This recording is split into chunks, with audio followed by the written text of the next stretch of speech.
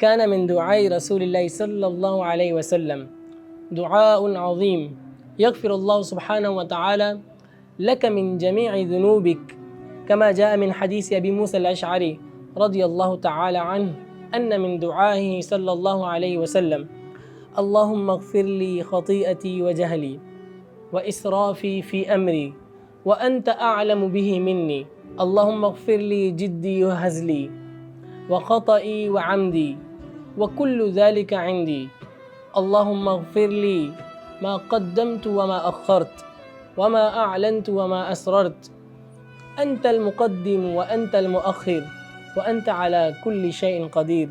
فيا أيها السادة، عليكم بحفظ هذا الدعاء ونشره، فهو من هدي خير العباد.